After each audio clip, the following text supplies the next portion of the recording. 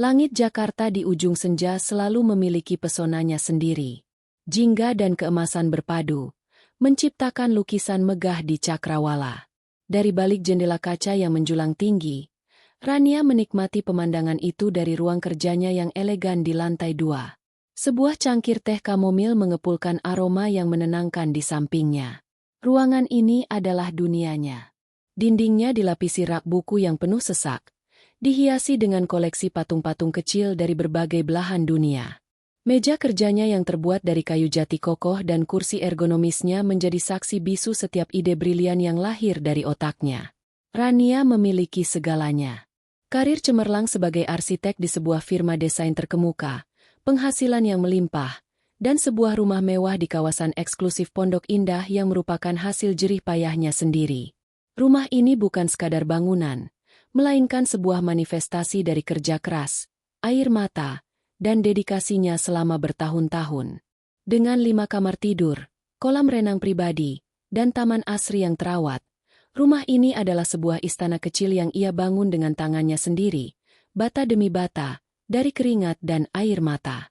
Namun, di balik kesempurnaan materi itu, ada satu kekosongan yang selalu ia rasakan, kehangatan keluarga. Rania, yang tumbuh tanpa sosok ayah dan hanya dibesarkan oleh ibunya yang berjuang keras, selalu memimpikan sebuah keluarga yang utuh dan harmonis. Ia ingin berbagi kebahagiaan dan kesuksesannya dengan orang-orang yang ia cintai. 5 tahun yang lalu, ia bertemu Rizal, seorang pria tampan dengan senyum yang menawan. Rizal, seorang manajer pemasaran di sebuah perusahaan yang cukup mapan, berhasil mencuri hatinya. Singkat cerita, mereka menikah, dan Rania merasa dunianya menjadi lengkap. Ia percaya, dengan kehadiran Rizal, ia akhirnya bisa membangun keluarga idaman yang selama ini ia impikan. Awalnya, kehidupan pernikahan mereka berjalan indah. Rizal adalah sosok suami yang perhatian dan romantis. Namun, kebahagiaan itu mulai memudar saat Rizal mengutarakan keinginannya untuk mengajak ibunya, Ibu Siska, dan adiknya, Doni, untuk tinggal bersama mereka. Rizal beralasan, ibunya sudah mulai sakit-sakitan dan adiknya butuh pengawasan. Ia berjanji, ini hanya sementara sampai mereka bisa menemukan tempat tinggal yang layak. Dengan hati yang lapang, Rania menyetujui. Ia membayangkan betapa bahagianya memiliki rumah yang ramai, dipenuhi tawa dan cerita. Ia mengira, dengan menerima keluarga suaminya, ia akan mendapatkan kehangatan yang selama ini ia rindukan. Ia menyiapkan 2 kamar terbaik untuk mertua dan adik iparnya. Ia memastikan semua kebutuhan mereka terpenuhi, dari makanan hingga hiburan. Rania ingin menjadi menantu dan kakak ipar yang terbaik, berharap kasih sayang yang ia berikan akan berbalas. Namun, realitas seringkali jauh berbeda dari harapan. Awalnya, Ibu Siska dan Doni bersikap baik dan penuh terima kasih. Mereka mengucapkan janji akan membantu Rania mengurus rumah. Tetapi, janji itu sebatas kata-kata. Seiring berjalannya waktu, sifat asli mereka mulai terkuak. Ibu Siska, yang konon sakit-sakitan, ternyata lebih sering terlihat menonton drama Korea di ruang keluarga, memakan camilan mahal yang Rania sediakan, dan sesekali mengeluh tentang hal-hal sepele.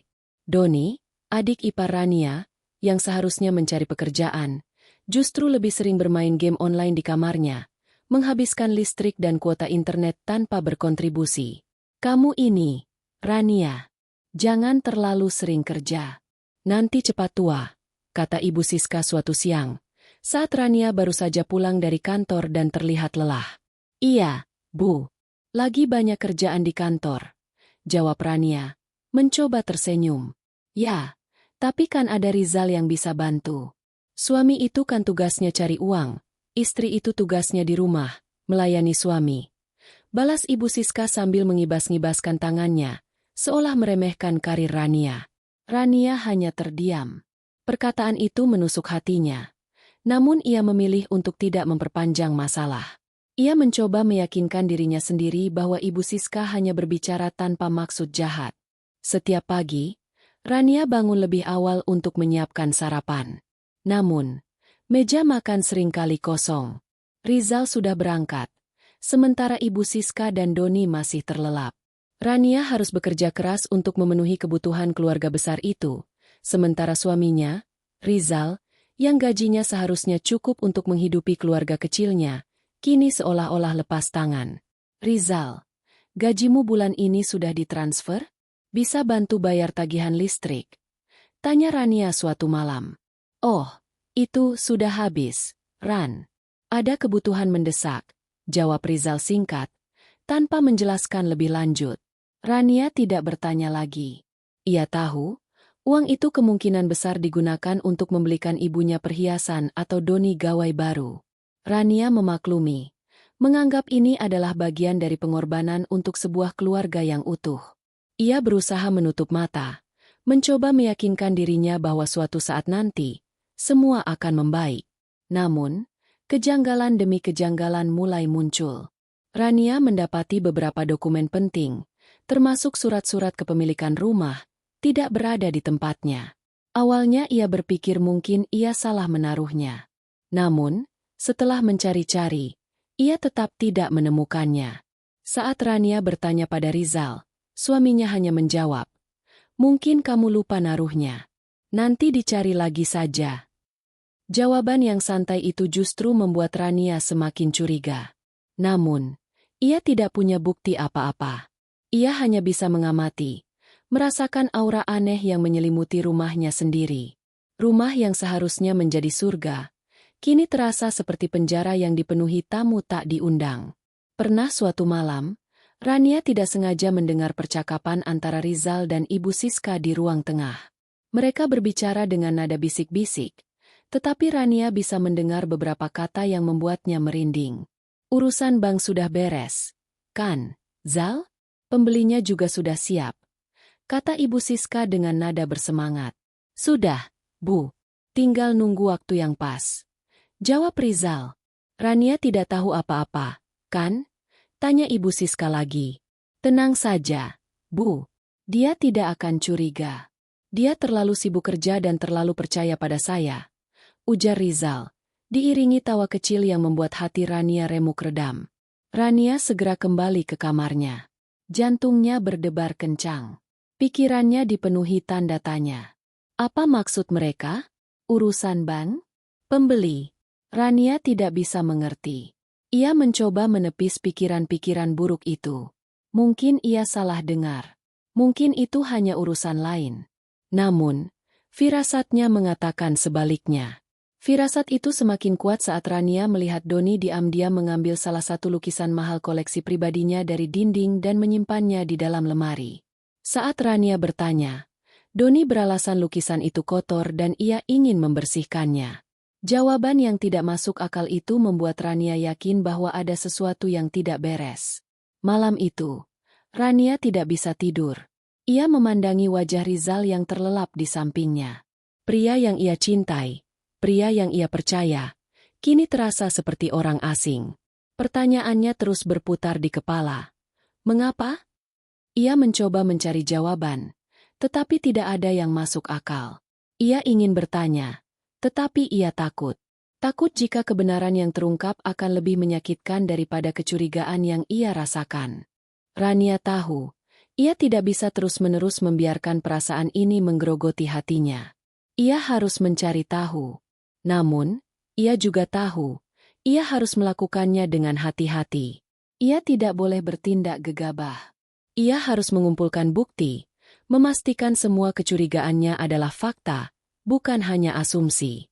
Rania memutuskan untuk berpura-pura tidak tahu apa-apa. Ia akan membiarkan mereka merasa aman, merasa bahwa rencana mereka berjalan lancar. Rania ingin melihat seberapa jauh mereka akan melangkah. Dengan senyum getir di bibirnya, Rania berbisik, "Tunggu saja, kalian akan menyesal." Keputusan Rania untuk berpura-pura tidak tahu apa-apa bagaikan mengenakan topeng di hadapan orang-orang yang paling ia cintai. Setiap pagi, ia menyuguhkan senyum palsu kepada Rizal, Ibu Siska, dan Doni. Setiap malam, ia menyembunyikan kekhawatiran yang menggerogoti hatinya di balik ekspresi wajah yang tenang. Topeng ini berat, namun ia harus memakainya. Ia tahu, satu kesalahan kecil bisa membuyarkan rencananya. Ia ingin melihat sejauh mana pengkhianatan mereka akan berjalan. Rania mulai memperhatikan setiap gerak-gerik di rumahnya dengan lebih cermat. Ia mendadak menjadi detektif di rumahnya sendiri. Setiap pagi sebelum berangkat kerja, ia memeriksa lemari arsip di ruang kerjanya. Pikirannya tidak tenang sejak ia menyadari dokumen-dokumen penting, termasuk sertifikat rumah dan akta nikah, tidak berada di tempatnya. Awalnya ia mencoba meyakinkan diri sendiri bahwa ia hanya salah taruh, tetapi setelah ia mengamati dengan teliti, ia menemukan sesuatu yang lebih mencurigakan. Kunci lemari arsipnya, yang selama ini selalu ia simpan, kini terlihat lebih longgar. Ada bekas goresan kecil di sekeliling lubang kunci, seolah-olah seseorang telah mencoba menduplikatnya. Firasat buruk Rania semakin kuat. Ia menyadari bahwa bukan hanya dokumen yang hilang. Beberapa barang berharga koleksi pribadinya juga mulai berpindah tempat. Lukisan-lukisan berharga yang tadinya menghiasi dinding ruang tamu, kini diganti dengan lukisan biasa yang terlihat murahan. Patung-patung kecil dari Bali dan Italia yang ia pajang di lemari pajangan, kini diganti dengan pajangan keramik tak berarti. Saat ia bertanya kepada Ibu Siska tentang perubahan dekorasi ini, mertuanya hanya menjawab dengan enteng. "Ah, itu kan cuma lukisan lama. Ibu pikir lebih baik diganti biar suasana rumahnya baru. Lukisan yang lama kan sudah ibu berikan ke Doni untuk kamar Doni." Jawaban yang tidak masuk akal. Rania tahu betul harga lukisan koleksinya dan ia tidak pernah memberikan izin untuk itu. Doni, yang seharusnya mencari pekerjaan, kini menghabiskan lebih banyak waktu di luar rumah. Ia sering pulang larut malam dengan pakaian baru dan gawai terbaru. Saat Rania bertanya, ia selalu beralasan, "Aku lagi ada proyek, Kak. Ini juga dari hasil kerjaanku." Rania tahu itu bohong. Ia tidak pernah melihat Doni benar-benar bekerja, apalagi menghasilkan uang sebanyak itu. Setiap kali Doni pulang, Rania merasakan bau alkohol yang samar dari napasnya. Perubahan sikap Rizal juga semakin kentara. Dulu, ia adalah suami yang romantis dan selalu ada untuk Rania. Sekarang, ia menjadi lebih dingin dan tertutup. Setiap kali Rania mencoba berbicara tentang keuangan rumah tangga, Rizal selalu mengalihkan pembicaraan. "Rizal, tagihan listrik dan air bulan ini lebih besar dari biasanya. Apa kamu sudah membayar?" tanya Rania suatu pagi. "Sudah, tenang saja, Ran. Aku yang urus semua," jawab Rizal sambil buru-buru menyantap sarapannya. "Tapi, aku lihat ada surat peringatan dari bank di meja. Itu tentang tunggakan kredit rumah." Rania mencoba memancing. Rizal terdiam. Tangannya yang memegang sendok bergetar. "Ah, itu cuma surat salah kirim. Besok juga beres. Kamu tidak perlu khawatir," katanya, tanpa menatap mata Rania. Setelah itu, ia langsung berdiri dan pamit berangkat kerja. Ia tidak pernah lagi membahas topik tersebut. Sikap tertutup Rizal membuat Rania semakin curiga. Ia mulai memantau gerak-gerik Rizal. Ia menyadari bahwa Rizal sering menerima telepon rahasia di luar rumah.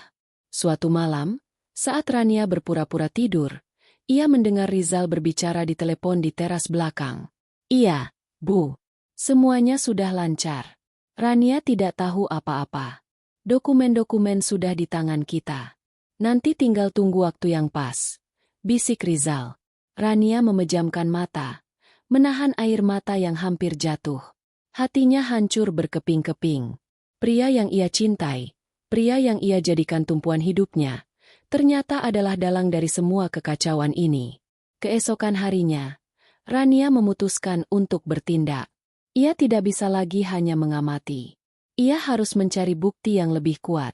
Ia diam-diam mengambil salah satu kunci cadangan rumah yang selalu ia simpan di brankas pribadinya.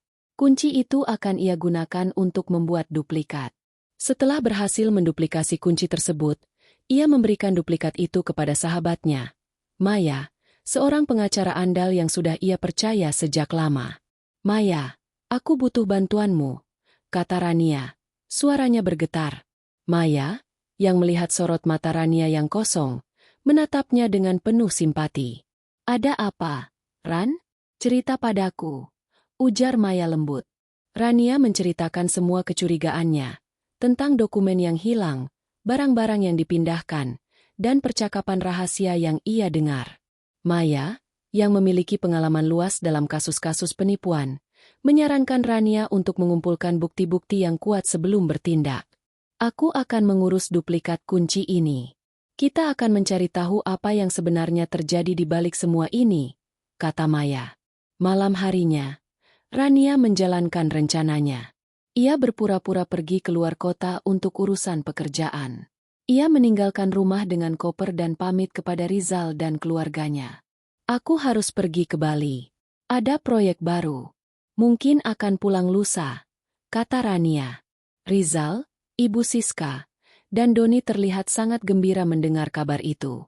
Mereka tidak bisa menyembunyikan senyum puas di wajah mereka. Hati-hati di jalan, Ran, kata Rizal. Suaranya terdengar terlalu manis. Setelah Rania pergi, mereka langsung mengadakan pesta kecil di rumah. Mereka memutar musik keras-keras, memesan makanan mahal, dan tertawa-tawa seolah rumah itu adalah milik mereka. Mereka tidak tahu, Rania tidak benar-benar pergi ke Bali. Ia hanya menginap di sebuah hotel dekat rumahnya, menunggu Maya untuk menjalankan misinya. Maya, dengan bantuan Rania, berhasil masuk ke dalam rumah. Ia menyelinap masuk ke kamar Doni dan Ibu Siska. Di kamar Doni, ia menemukan beberapa lukisan berharga Rania yang disembunyikan di dalam lemari. Di kamar Ibu Siska, ia menemukan beberapa perhiasan Rania yang tersembunyi di dalam kotak. Maya juga menemukan beberapa kwitansi pembelian barang-barang mewah atas nama Rania, namun dengan tanda tangan yang dipalsukan. Maya juga berhasil menemukan dokumen-dokumen penting Rania yang disembunyikan di bawah tempat tidur Rizal. Di sana, ia menemukan sesuatu yang lebih mengejutkan. Surat kuasa jual beli rumah atas nama Rania, namun dengan tanda tangan palsu. Maya segera memfoto semua dokumen dan bukti yang ia temukan. Ia meninggalkan duplikat kunci di tempatnya dan keluar dari rumah tanpa ada yang menyadari. Rania, yang menunggu di hotel, menerima laporan dari Maya. Ran, kecurigaanmu benar. Mereka telah memalsukan tanda tanganmu dan mencoba menjual rumahmu. Aku menemukan semua bukti yang kita butuhkan. Sekarang, kita akan membuat mereka membayar, ujar Maya. Suaranya dipenuhi amarah. Air mata Rania akhirnya jatuh. Hatinya hancur. Namun ia tidak lagi merasa sedih. Yang ia rasakan kini adalah kemarahan yang membakar. Ia mengusap air matanya dan berkata, "Terima kasih, Maya. Sekarang, kita siapkan gugatan hukumnya. Aku akan membuat mereka bersujud memohon ampun." Rania tahu, pertempuran ini belum usai. Ini adalah awal dari pertempuran yang sebenarnya. Ia akan menunjukkan kepada Rizal, Ibu Siska, dan Doni, bahwa wanita yang mereka anggap lemah dan bodoh ini adalah singa betina yang tidak bisa dipermainkan. Pagi itu, mentari bersinar cerah. Namun bagi Rania, hari terasa kelabu. Ia baru saja kembali ke rumah dari hotel tempatnya menginap semalam. Raut wajah Rizal, Ibu Siska, dan Doni masih terlihat ceria. Sisa-sisa euforia pesta semalam masih menggantung di udara. Mereka tidak tahu bahwa pesta yang mereka adakan adalah perayaan di atas penderitaan Rania yang sudah terkuak. Rania memaksakan senyum tipis. Topengnya kini terasa lebih berat dan kaku. Hatinya telah membeku. Ia bukan lagi Rania yang dulu, yang penuh cinta dan percaya. Kini, di dalam dirinya, hanya ada kobaran api amarah dan keinginan untuk membalas dendam. Saat ia memasuki ruang kerjanya, sebuah amplop tebal berwarna coklat tergeletak di atas mejanya. Amplop itu bertuliskan nama Rania dan cap stempel sebuah bank swasta terkemuka. Alis Rania bertaut. Ia tidak pernah merasa memiliki tunggakan atau masalah dengan bank manapun. Dengan hati yang dipenuhi firasat buruk, ia membuka amplop itu. Isinya adalah surat peringatan pertama, SP1, yang menyatakan bahwa Rania telah menunggak pembayaran kredit rumah selama 3 bulan berturut-turut. Jumlah yang tertera membuat mata Rania membelalak. Ini mustahil. Ia tidak pernah mengambil pinjaman dengan jaminan rumahnya. Tangannya bergetar saat ia membaca setiap kata dalam surat itu. Tertera nomor kontrak pinjaman, jumlah cicilan, dan total tunggakan yang menumpuk. Yang paling mengejutkan adalah, di bawah tanda tangan pejabat bank, tertera tanda tangan Rania yang ia yakin sepenuhnya telah dipalsukan. Ia membandingkan tanda tangan di surat itu dengan tanda tangan aslinya di beberapa dokumen lamanya. Tidak ada keraguan lagi. Tanda tangan itu adalah hasil pemalsuan yang sangat rapi. Rania segera meraih ponselnya dan menghubungi Maya, sahabat sekaligus pengacaranya. Suaranya terdengar tercekat di tenggorokan, namun ia berusaha tetap tenang. Maya, surat peringatan dari bank sudah datang. Mereka menunggak 3 bulan. Totalnya hampir 50 juta. Ini gila, bisik Rania. Matanya berkaca-kaca. Aku akan segera ke sana. Ran, jangan panik. Kita akan hadapi ini bersama, jawab Maya. Suaranya terdengar tegas dan meyakinkan. Setengah jam kemudian, Maya tiba di rumah Rania. Dengan hati-hati, Rania menunjukkan surat peringatan itu kepada Maya. Maya, yang memiliki pengalaman dalam kasus serupa, segera mengamati setiap detail dalam surat itu. Tanda tanganmu benar-benar dipalsukan. Ini pasti pekerjaan profesional, kata Maya, matanya memancarkan kemarahan. Tapi bagaimana bisa? Rizal bilang dia yang mengurus semua tagihan, ujar Rania, mencoba menahan emosi. Rania, mereka tidak hanya menunggak. Mereka menggunakan rumah ini sebagai jaminan untuk pinjaman. Dan mereka melakukannya tanpa sepengetahuanmu. Jelas Maya. Rania tertegun. Pinjaman? Jadi, tidak hanya menjual, tapi mereka juga menggadaikan rumahnya? Perasaan marah dan sakit hati semakin memuncak. Ia tidak bisa membayangkan betapa piciknya pikiran suaminya sendiri. Maya menyarankan Rania untuk segera memeriksa rekening banknya. Dengan bantuan Maya, Rania segera masuk ke ruang kerjanya dan membuka brankasnya, yang kini ia curigai sudah tidak aman lagi. Benar saja, beberapa buku tabungan dan kartu ATM miliknya hilang. Maya menjelaskan bahwa buku tabungan dan kartu ATM itu kemungkinan besar telah diambil oleh Rizal dan keluarganya untuk mengurus pinjaman atas nama Rania. Kita harus segera ke bank dan melaporkan ini. Kita harus memblokir semua akunmu dan melaporkan pemalsuan ini, kata Maya. Rania dan Maya segera meluncur ke bank. Rania melapor kepada petugas bank tentang pemalsuan tanda tangan dan dokumen yang ia temukan. Petugas bank yang terkejut segera memeriksa data di sistem mereka. Maaf, Ibu Rania. Kami menemukan bahwa Ibu telah mengajukan pinjaman dengan jaminan properti atas nama Ibu, kata petugas bank. Raut wajahnya terlihat cemas. Tapi saya tidak pernah mengajukan pinjaman apapun, seru Rania. Tunggu sebentar, Ibu, jawab petugas itu. Lalu ia pergi ke ruangan manajer. Beberapa menit kemudian, manajer bank datang dan membawa sebuah map. Maaf, Ibu, kami telah memeriksa ulang. Pinjaman ini diajukan atas nama Ibu Rania, dengan melampirkan salinan sertifikat rumah yang sudah dilegalisasi.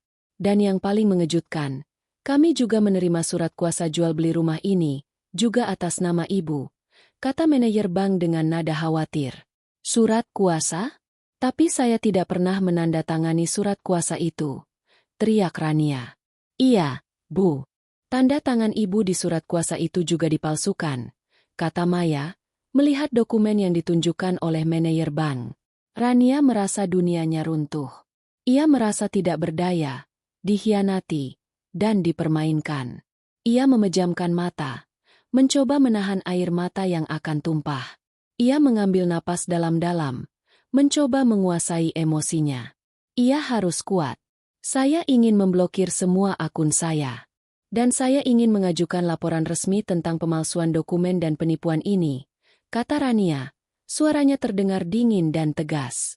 Manajer bank segera mengurus semua permintaan Rania. Sambil menunggu, Rania berpikir keras. Ia tahu, ia harus bertindak cepat. Ia harus mengumpulkan semua bukti yang ia miliki dan mengajukan gugatan hukum. Ia akan membuat Rizal, Ibu Siska, dan Doni membayar mahal atas perbuatan mereka. Rania dan Maya kembali ke kantor pengacara Maya. Di sana, mereka membahas langkah selanjutnya. Kita punya bukti kuat, Ran. Surat peringatan dari bank, bukti-bukti pemalsuan tanda tangan, dan juga saksi dari pihak bank. Kita juga punya bukti foto yang aku ambil dari rumahmu, Ujar Maya. Aku akan ajukan gugatan hukum. Aku tidak akan membiarkan mereka lolos begitu saja, kata Rania. Matanya memancarkan tekad baja. Kita akan melakukannya. Kita akan membuat mereka menyesal, jawab Maya. Rania kembali ke rumah dengan perasaan campur aduk. Ia masih mengenakan topengnya. Namun topeng itu kini menyembunyikan rencana balas dendam yang matang. Ia melihat Rizal, Ibu Siska, dan Doni sedang asyik menonton televisi di ruang keluarga. Mereka tertawa, bercanda, dan menganggap rumah itu sebagai surga mereka. Melihat pemandangan itu, Rania tidak lagi merasakan sakit. Yang ia rasakan adalah kemarahan yang membakar. Ia akan membiarkan mereka menikmati kebahagiaan semu itu. Ia akan membiarkan mereka merasa bahwa rencana mereka berhasil. Ia akan membiarkan mereka terbang tinggi di awan hayalan, hanya untuk menjatuhkan mereka dengan keras saat waktunya tiba. Malam itu, Rania tidur dengan pikiran yang penuh perhitungan. Ia sudah tidak lagi meratapi nasibnya. Ia sudah tidak lagi merasa sedih. Ia sudah memutuskan untuk bertindak. Ia akan membuat mereka bersujud memohon ampun, dan ia akan memastikan mereka mendapatkan ganjaran yang setimpal. Kemarahan Rania telah berubah menjadi es yang dingin dan tajam. Di kantor pengacara Maya yang megah, yang terbuat dari dinding kaca yang memperlihatkan pemandangan kota Jakarta yang sibuk, suasana di dalamnya justru hening dan dingin. Mereka duduk di depan meja kerja yang dipenuhi berkas dan dokumen. Di hadapan mereka, tumpukan bukti pengkhianatan terbentang, surat peringatan dari bank, hasil perbandingan tanda tangan, dan salinan foto dokumen yang diambil Maya dari rumah. Ruangan itu hening. Hanya ada suara helaan napas berat Rania dan ketukan pena Maya di atas meja. Maya menatap Rania. Raut wajahnya menunjukkan perpaduan antara simpati dan tekad. Kita punya bukti kuat, Ran. Ini bukan hanya penipuan. Ini adalah kasus pemalsuan dokumen yang terorganisir, kata Maya. Suaranya tenang namun penuh keyakinan. Mereka tidak hanya memanfaatkanmu secara finansial, tapi juga secara hukum. Mereka tahu apa yang mereka lakukan. Aku tidak habis pikir, bisik Rania. Matanya kosong. 5 tahun aku mencintainya. 5 tahun aku menganggapnya keluargaku. Tapi mereka hanya melihatku sebagai ladang uang. Air mata yang tidak ia sadari telah menetes. Kini mengalir lebih deras. Setiap tetesnya adalah representasi dari luka dan kekecewaan yang ia rasakan. Ingatannya melayang kembali ke masa lalu, ke saat-saat di mana ia dengan naifnya mempercayai janji-janji manis Rizal. Ia ingat bagaimana Rizal meyakinkannya untuk menerima Ibu Siska dan Doni tinggal di rumahnya, dengan dalih, demi keluarga. Ia ingat bagaimana Ibu Siska memujinya di depan Rizal, sementara di belakang ia selalu mengeluh dan meremehkan karirnya. Semua kenangan indah itu kini terasa seperti kebohongan yang pahit. Maya menggenggam tangan Rania, memberikan kekuatan. Kita akan buktikan itu di pengadilan. Tapi sebelum itu, kita harus mengumpulkan lebih banyak informasi. Kita harus tahu seberapa jauh rencana mereka sudah berjalan. Rania mengangguk, menyeka air mata yang tidak ia sadari telah menetes. Apa yang harus kita lakukan? Maya segera mengambil ponselnya dan menghubungi seorang kenalan di Badan Pertanahan Nasional, BPN, serta seorang notaris terpercaya. Dengan surat kuasa yang sah dari Rania, mereka mulai melacak status hukum rumah Rania. Proses itu memakan waktu beberapa jam yang terasa seperti selamanya bagi Rania. Di tengah penantian yang menegangkan, Rania mencoba mengalihkan pikirannya, namun bayangan pengkhianatan itu terus berputar di benaknya. Sore harinya, telepon dari notaris berdering. Maya segera mengangkatnya dan berbicara dengan nada serius. Wajahnya berubah tegang saat ia mendengarkan percakapan di seberang telepon. Setelah menutup telepon, Maya menatap Rania dengan tatapan prihatin. Ran, ini lebih parah dari yang kita duga, ujar Maya. Mereka tidak hanya menggadaikan rumahmu. Mereka juga sudah menemukan pembeli. Rania merasakan seluruh darah di tubuhnya mengalir surut. Apa? Seorang pembeli telah menyetujui harga, dan Rizal serta keluarganya sudah menandatangani perjanjian pengikatan jual-beli, PPJB. Mereka menggunakan surat kuasa yang dipalsukan untuk melakukannya. Penjualan itu dijadwalkan akan dilakukan minggu depan. Saat mereka berhasil mengurus semuanya, jelas Maya. Siapa notaris yang mengurusnya? Tanya Rania, suaranya dingin. Seorang notaris yang baru dan kurang pengalaman, yang berhasil mereka suap, jawab Maya. Dan ada satu hal lagi. Rizal dan ibunya berhasil menemukan seseorang yang mirip denganmu untuk memalsukan identitasmu di depan notaris. Kebenaran yang kejam ini menghantam Rania seperti gelombang tsunami. Hatinya yang tadinya hancur, kini berubah menjadi puing-puing. Namun, dari puing-puing itu, muncullah tekad yang membara. Ia tidak akan membiarkan mereka lolos. Ia tidak akan membiarkan mereka merampas hidupnya begitu saja. Rania mengambil napas dalam-dalam, menguasai emosinya. Ia menatap Maya. Matanya memancarkan tekad yang luar biasa. Kita akan membuat mereka membayar mahal, katanya dengan nada yang mantap. Batalkan semua dokumen itu. Maya, segera kirimkan surat gugatan hukum. Dan biarkan mereka merasa bahwa rencana mereka berhasil. Maya tersenyum, melihat kekuatan yang muncul dari Rania. Kita akan melakukannya. Sekarang, pergilah ke rumah. Berpura-puralah tidak tahu apa-apa. Biarkan mereka merasa di atas angin. Kita akan menunggu saat yang tepat untuk menjatuhkan mereka. Rania kembali ke rumahnya malam itu dengan hati yang penuh kebencian. Ia melihat Rizal, Ibu Siska, dan Doni sedang asyik merencanakan masa depan mereka dengan uang hasil penjualan rumahnya. Mereka tertawa, membayangkan hidup mewah yang akan mereka jalani. Rania melihat pemandangan itu dan tersenyum, senyum yang bukan lagi senyum kesedihan, melainkan senyum yang menjanjikan kehancuran. Rania berjanji pada dirinya sendiri bahwa ia akan membalaskan dendamnya dan membuat mereka bersujud memohon ampun, setelah ia mengusir mereka dan menjadikan mereka gelandangan. Rania pulang ke rumah malam itu dengan wajah yang tak terbaca. Topengnya kini bukan lagi sekadar pelindung, melainkan sebuah senjata. Setiap senyum yang ia lemparkan kepada Rizal, Ibu Siska, dan Doni adalah sebuah kebohongan yang dirancang dengan sempurna. Di matanya, mereka hanyalah pion dalam permainan yang kini ia kendalikan sepenuhnya.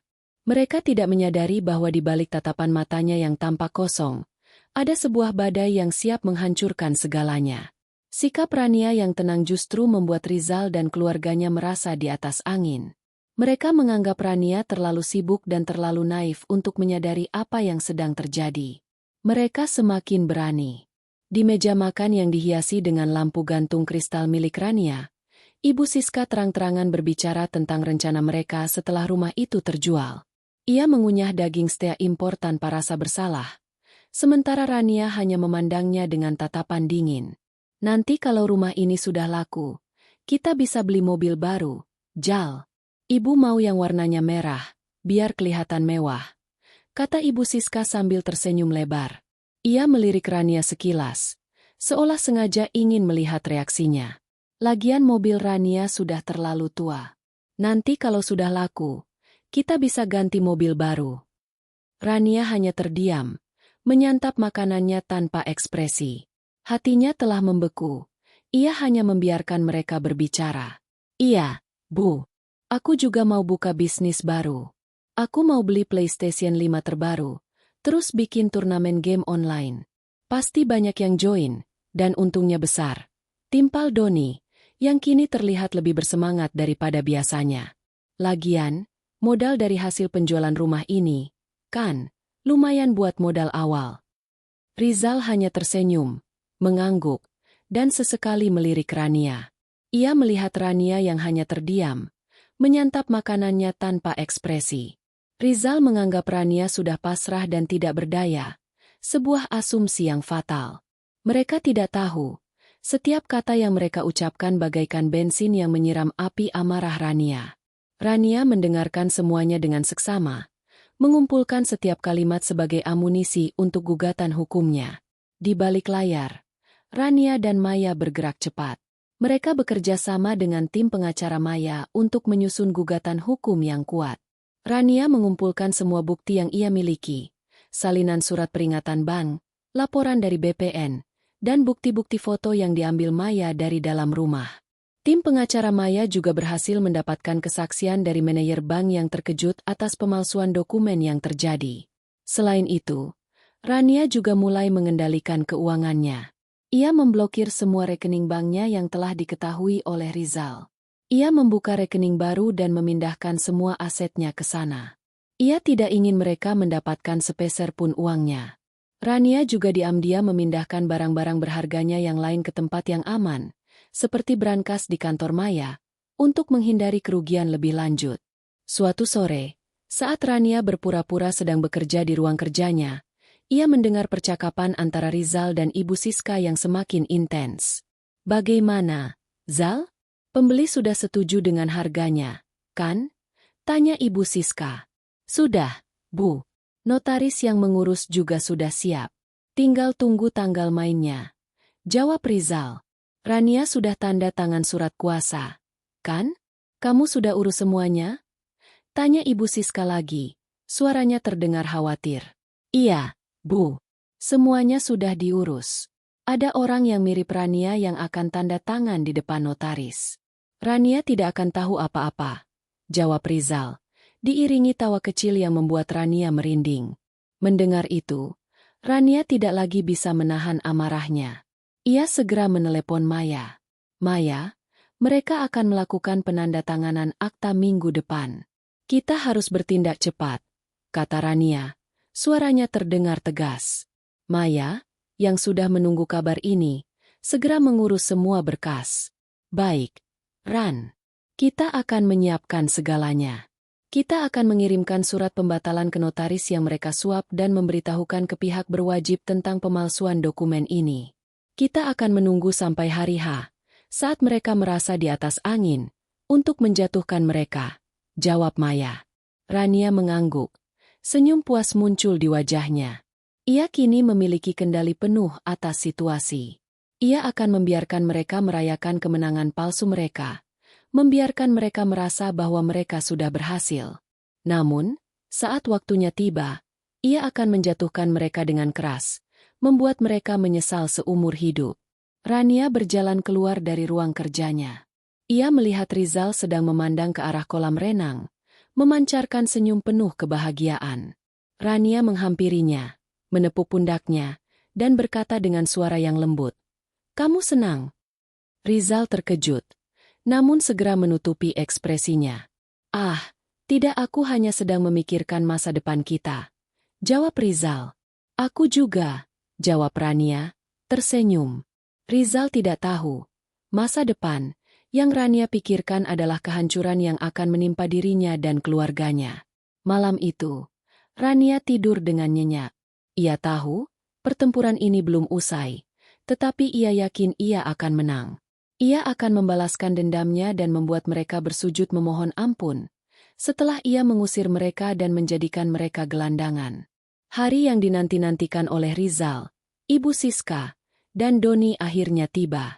Mentari pagi bersinar cerah, namun bagi mereka, itu bukan sekadar cahaya, melainkan pertanda kemenangan yang gemilang. Seluruh rumah terasa hidup, dipenuhi dengan suasana euforia yang terasa asing bagi Rania. Rizal mengenakan kemeja batik sutra terbaiknya. Ibu Siska memakai kebaya mewah dengan perhiasan yang Rania tahu betul adalah miliknya yang dicuri, dan Doni memakai setelan jas yang baru dibelikan Rizal. Mereka tampak begitu percaya diri, seolah-olah mereka adalah pemilik sah dari rumah megah ini. Di ruang tamu yang luas, Ibu Siska terlihat sibuk mengatur letak sofa dan memastikan vas bunga terisi penuh. "Jangan sampai ada yang kurang, Jal. Pembeli kita kan orang penting. Harus dibuat terkesan," ujarnya dengan suara lantang, seolah ingin memastikan Rania mendengarnya. Rania, yang berpakaian sederhana, hanya memperhatikan mereka dari sudut ruangan. Topengnya tidak pernah lepas. Ia hanya mengangguk saat Ibu Siska memberikan perintah, dan tersenyum datar saat Doni membanggakan ponsel terbarunya yang ia sebut sebagai hadiah kemenangan. Hatinya terasa sakit, namun bukan karena kesedihan, melainkan karena jijik melihat betapa rendahnya moral keluarga yang selama ini ia anggap sebagai keluarga. Tepat pukul 10 pagi, sebuah mobil Mercedes-Benz hitam berhenti di depan gerbang. Keluar dari mobil itu, seorang pria parubaya mengenakan setelan jas mahal, didampingi oleh seorang notaris yang tampak masih muda dan gugup. Pembeli itu bernama Pak Chandra, seorang pengusaha properti yang kaya raya. Pak Chandra tersenyum ramah, namun di matanya, Rania bisa melihat sorotan tajam seorang pebisnis. Rizal, Ibu Siska, dan Doni menyambut mereka dengan senyum yang terlalu lebar dan basa-basi yang terlalu ramah. Mereka membawa Pak Chandra dan notaris muda itu ke ruang tamu, di mana meja kopi telah disiapkan dengan rapi. Dokumen-dokumen tebal, termasuk akta jual beli, AJB, yang telah dipalsukan, terhampar di atas meja. Silakan, Pak Chandra. Silakan, silakan, kata Rizal dengan penuh kebanggaan, menunjuk ke arah sofa. Pak Chandra duduk, sementara notaris muda itu mulai memeriksa dokumen-dokumen. Semua sudah lengkap, Pak Rizal. Surat kuasa dari Ibu Rania juga sudah sah, kata notaris itu, suaranya terdengar meyakinkan. Tentu saja, notaris itu tidak tahu bahwa surat kuasa itu adalah hasil pemalsuan yang cerdik. Saat mereka sedang sibuk berbicara, Ibu Siska melirik Rania yang masih berdiri di sudut ruangan. Rania, kenapa kamu tidak duduk? Sana, buatkan kami minuman dingin. Masa tamu penting datang, kamu malah berdiri di sana seperti patung. Ujarnya dengan nada merendahkan. Rania hanya terdiam. Rizal, yang melihat Rania tidak bergerak, ikut menimpali. Iya, Ran. Cepat buatkan minum. Jangan bikin malu, kata Rizal. Suaranya terdengar dingin dan tak lagi peduli. Rania menatap Rizal, lalu Ibu Siska, dan kemudian Doni. Ia melihat tatapan sombong di mata mereka. Tatapan kemenangan yang menjijikan. Rania mengambil napas dalam-dalam, lalu berjalan menuju dapur. Ia tidak membuatkan minuman. Ia hanya menunggu. Ia tahu, momen ini adalah panggung bagi mereka. Ia akan membiarkan mereka menjadi bintang di panggung mereka sendiri, hanya untuk menyaksikan mereka jatuh saat pertunjukan itu selesai. Sekitar 15 menit kemudian, Rania kembali ke ruang tamu. Namun, ia tidak membawa nampan berisi minuman, melainkan sebuah laptop. Rizal, Ibu Siska, dan Doni menatapnya dengan bingung. Rania, mana minumannya? Tanya Rizal dengan nada kesal. Rania mengabaikan pertanyaannya. Ia berjalan ke arah meja, membuka laptopnya, dan menaruhnya di atas meja, tepat di depan Pak Chandra. Ia tidak mengatakan sepatah kata pun. Rizal, Ibu Siska, dan Doni, yang merasa terganggu, mulai merasa cemas. Rania, apa-apaan ini? Apa yang kamu lakukan? Tanya Rizal, mencoba mengambil laptop itu, tetapi Rania menepis tangannya dengan kuat. Saya hanya ingin Pak Chandra melihat sesuatu sebelum tanda tangan, kata Rania. Suaranya terdengar dingin dan tegas. Sebelum Rizal bisa bereaksi, Rania memutar laptop itu ke arah Pak Chandra dan menekan tombol, putar. Di layar, muncul rekaman percakapan Rizal dan Ibu Siska yang Rania rekam secara diam-diam. Terdengar jelas suara mereka yang membicarakan rencana pemalsuan dokumen dan penjualan rumah Rania. Mendengar rekaman itu, wajah Rizal, Ibu Siska, dan Doni langsung pucat. Mereka menatap Rania dengan tatapan tak percaya, seolah baru saja melihat hantu. Ran, ini tidak seperti yang kamu pikirkan, kata Rizal, suaranya bergetar. Apa yang aku pikirkan? Bahwa kamu, suamiku, dan keluargamu adalah penipu yang mencoba menjual rumahku tanpa izin? Bahwa kalian memalsukan tanda tanganku dan menggadaikan hidupku? Tanya Rania, suaranya penuh amarah. Apa aku salah? Pak Chandra, yang melihat semua ini, berdiri. Maaf, Pak Rizal. Saya tidak bisa melanjutkan transaksi ini. Saya tidak mau terlibat dalam kasus penipuan. Rizal, yang panik, mencoba menahan Pak Chandra. Tunggu, Pak. Ini semua hanya salah paham. Saya bisa jelaskan. Namun, Pak Chandra tidak mendengarkan. Ia segera meninggalkan rumah itu, diikuti oleh notaris muda yang terlihat ketakutan.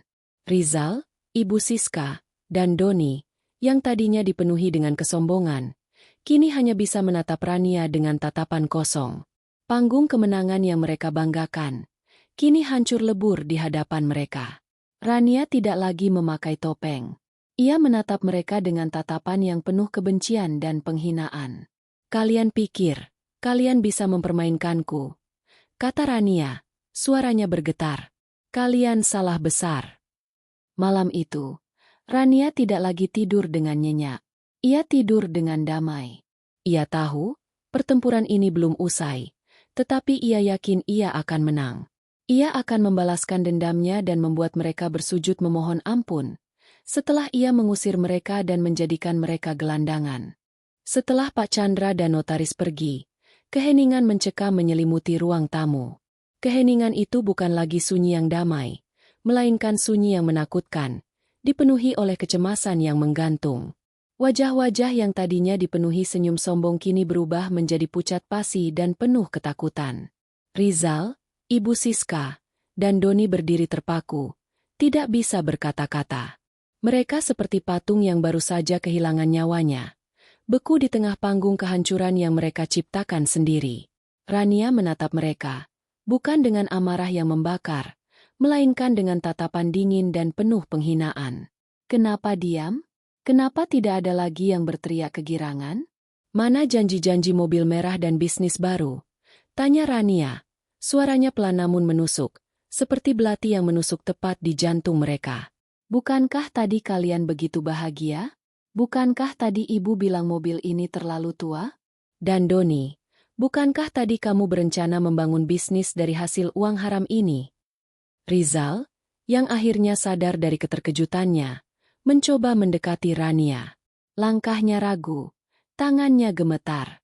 "Ran, ini semua hanya salah paham," bisiknya. Suaranya terdengar putus asa. "Aku bisa jelaskan ini semua hanya lelucon, sayang." "Jelaskan apa? Lelucon apa yang kamu maksud, Rizal?" balas Rania, memotong ucapan Rizal dengan tawa sinis. "Jelaskan bagaimana kamu dan ibumu memalsukan tanda tanganku? Jelaskan bagaimana kamu menggadaikan rumahku dan mencoba menjualnya di belakangku? Jelaskan bagaimana kamu menganggapku bodoh dan naif." Rania melangkah maju, memangkas jarak di antara mereka. "Aku sudah muak dengan kebohonganmu, Rizal. Aku sudah muak dengan sandiwara kalian." Ibu Siska, yang tadinya hanya diam, kini mulai histeris. Ia menunjuk-nunjuk Rania dengan jari yang gemetar. "Tidak. Ini tidak mungkin. Kamu pasti merekamnya. Kamu pasti sengaja menjebak kami. Kamu menjebak anakku," teriaknya. Air mata palsu mulai mengalir di pipinya. "Rizal adalah anakku. Bagaimana mungkin kamu bisa berbuat sekejam ini padanya?" "Ya, aku menjebakmu, Ibu. Aku menjebak kalian semua," jawab Rania. Suaranya tenang dan penuh percaya diri. "Karena aku tahu, di balik wajah-wajah manis kalian, ada serigala yang siap menerkamku.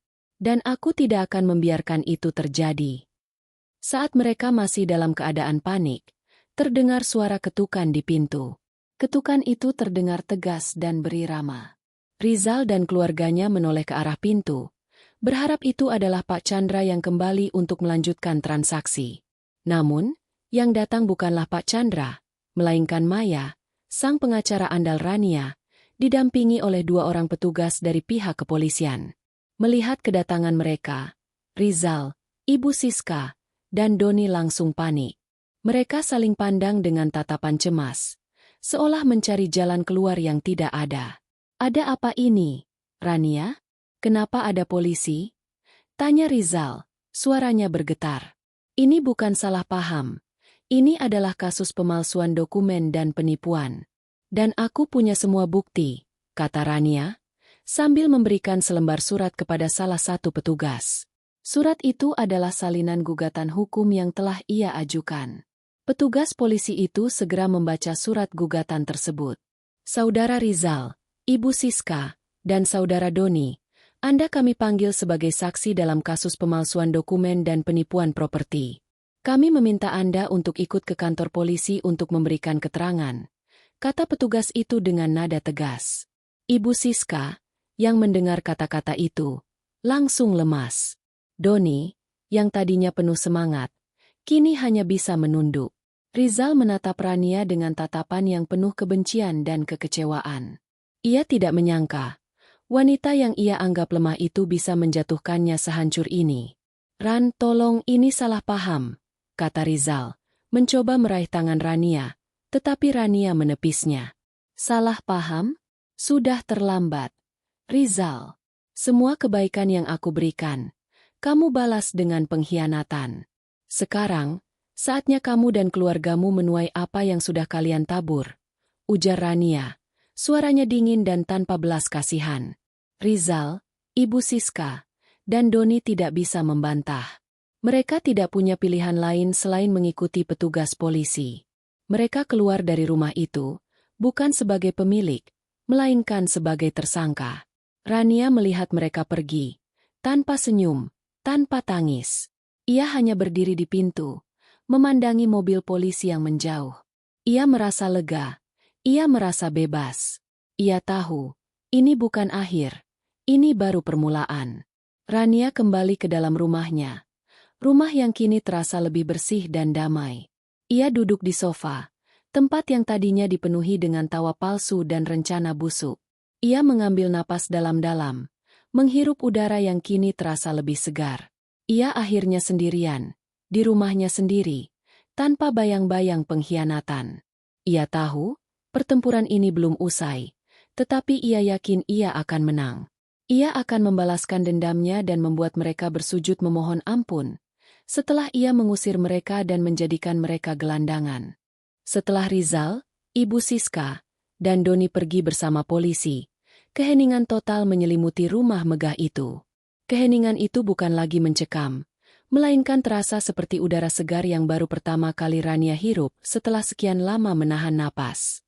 Ia berjalan ke arah pintu, menguncinya, dan kembali ke ruang tamu. Ia duduk di sofa, memejamkan mata, dan membiarkan air mata yang selama ini ia tahan tumpah. Air mata itu bukan lagi air mata kesedihan, melainkan air mata kelegaan dan kekuatan. Ia membiarkan kenangan pahit itu mengalir, membersihkan hatinya dari semua luka yang selama ini ia sembunyikan di balik topeng. Maya, yang masih berada di rumah, mendekati Rania dan memeluknya erat. "Kamu sudah melakukannya, Ran. Kamu sudah kuat. Kamu sudah menang," bisik Maya, mencoba menenangkan sahabatnya. Rania membenamkan wajahnya di bahu Maya, membiarkan tangisannya pecah. Ini adalah pertama kalinya ia benar-benar merasa bebas. Setelah beberapa saat, ia mengusap air matanya dan menatap Maya dengan tatapan yang penuh rasa terima kasih. "Terima kasih, Maya. Aku tidak akan bisa melakukannya tanpamu," ujarnya.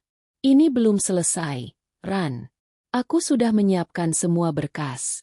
Besok kita akan ke pengadilan untuk mengajukan gugatan cerai dan pembatalan surat kuasa," jelas Maya. "Setelah itu, kita akan pastikan mereka tidak bisa mendekatimu lagi. Mereka akan mendapatkan ganjaran yang setimpal atas perbuatan mereka." Rania mengangguk. Ia tahu, pertempuran ini belum usai. Namun, ia kini sudah siap. Ia sudah tidak lagi takut. Ia sudah menemukan kembali dirinya yang hilang. Keesokan harinya, Rania dan Maya pergi ke pengadilan. Dengan bukti-bukti yang kuat, termasuk rekaman percakapan Rizal, gugatan cerai Rania dan pembatalan surat kuasa disetujui dengan cepat. Pengadilan juga mengabulkan permintaan Rania untuk mengembalikan semua aset yang telah dicuri Rizal dan keluarganya, termasuk perhiasan dan lukisan. Bahkan, pengadilan menetapkan bahwa Rizal harus mengganti rugi semua kerugian finansial yang Rania derita selama pernikahan mereka, termasuk tunggakan pinjaman yang mereka ajukan atas namanya. Setelah sidang selesai, Rania kembali ke rumah. Di depan pintu, ia melihat Rizal, Ibu Siska, dan Doni berdiri. Wajah mereka terlihat kuyu dan lelah. Tatapan mereka kosong, seolah-olah mereka baru saja mengalami mimpi buruk yang kini menjadi kenyataan. Baju yang mereka kenakan terlihat lusuh, tanda bahwa mereka tidak punya tempat tinggal lain. "Rania, tolong maafkan aku," kata Rizal. Suaranya terdengar putus asa. Aku tidak tahu harus kemana lagi. Aku sudah kehabisan uang. Ran, tolong, Beri aku kesempatan kedua. Rania menatap Rizal. Hatinya tidak lagi bergetar. Ia hanya merasa kasihan. Kamu sudah memilih jalanmu, Rizal. Dan sekarang, kamu harus menerima konsekuensinya. Jawab Rania, suaranya dingin. Tapi ini rumahku juga, kata Rizal, mencoba membela diri. Rania tersenyum sinis. Rumahmu? Apa kamu lupa? Rumah ini dibeli dengan uangku, dengan keringatku. Kamu hanya numpang, Rizal. Dan sekarang, saatnya kamu keluar. Rania segera memberikan Rizal sebuah amplop. Rizal membukanya, dan di dalamnya ada surat putusan cerai dan surat pembatalan surat kuasa. Wajah Rizal, Ibu Siska, dan Doni langsung pucat. Mereka tidak percaya bahwa Rania bisa bertindak secepat itu. Mereka hanya bisa menatap Rania dengan tatapan tak percaya. Sekarang, kalian semua pergi dari rumah ini. Kalian tidak punya hak lagi untuk berada di sini, kata Rania, sambil menunjuk ke arah pintu. Tapi, Rania, kami tidak punya tempat tinggal lain, kata Ibu Siska. Air mata kembali mengalir di pipinya. Tolong, Rania, jangan usir kami. Saat kalian mencoba mengusirku dari hidupku, apakah kalian memikirkan perasaan orang lain? Balas Rania. Kalian sudah mengambil semua yang aku punya. Sekarang, saatnya kalian merasakan apa yang aku rasakan. Rania melangkah maju, membuka pintu rumahnya lebar-lebar. Pergi dari sini. Jangan pernah kembali, katanya. Suaranya tegas dan tanpa kompromi. Rizal, Ibu Siska, dan Doni tidak punya pilihan lain. Mereka berjalan keluar dari rumah itu, tanpa membawa apa-apa, kecuali penyesalan dan kehinaan. Rania melihat mereka pergi. Tidak ada senyum, tidak ada tangis. Ia hanya berdiri di pintu, memandangi mereka yang berjalan menjauh. Bayangan mereka yang semakin mengecil di jalan. Rania kembali ke dalam rumahnya. Rumah yang kini terasa lebih bersih dan damai. Ia duduk di sofa, memejamkan mata, dan mengambil napas dalam-dalam. Perjalanan ini belum usai. Ia tahu, ia harus membangun kembali hidupnya dari puing-puing pengkhianatan yang telah menimpanya. Namun, ia yakin, ia bisa. Ia adalah Rania yang baru, Rania yang kuat, Rania yang tidak akan pernah lagi membiarkan dirinya dipermainkan. Setelah Rizal, Ibu Siska, dan Doni pergi, keheningan total menyelimuti rumah megah itu. Namun, keheningan kali ini terasa berbeda. Ini bukanlah kesunyian yang mencekam, melainkan kehampaan yang damai, kehampaan yang memberikan Rania ruang untuk bernapas, untuk menyembuhkan luka-luka yang selama ini ia sembunyikan di balik topengnya. Rumah yang tadinya dipenuhi tawa palsu dan intrik kini terasa seperti kanvas kosong yang siap ia lukis kembali. Rania tidak membuang waktu. Ia menghabiskan hari-harinya dengan membersihkan rumah dari jejak-jejak keluarga Rizal, seolah-olah ia sedang melakukan ritual pembersihan spiritual. Ia membuang sisa makanan yang Rizal dan keluarganya tinggalkan, mengusap debu dari setiap sudut yang Rania yakin tidak pernah mereka sentuh. Ia mengumpulkan barang-barang tidak berharga yang mereka tinggalkan dan menyumbangkannya ke panti asuhan, menganggapnya sebagai sedekah untuk membersihkan hatinya dari kepahitan. Suatu sore, saat Rania sedang menyirami bunga di halaman belakang, Maya datang. Ia membawa sebuah koper kecil dan tersenyum tulus.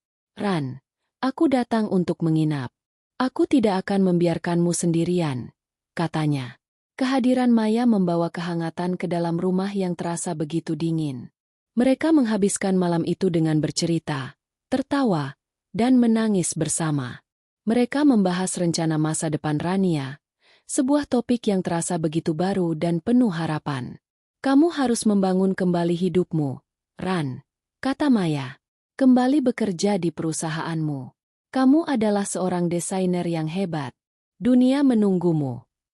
Rania mengangguk. Matanya berkaca-kaca. Ia sudah memikirkannya. Ia tidak bisa terus-menerus meratapi masa lalunya.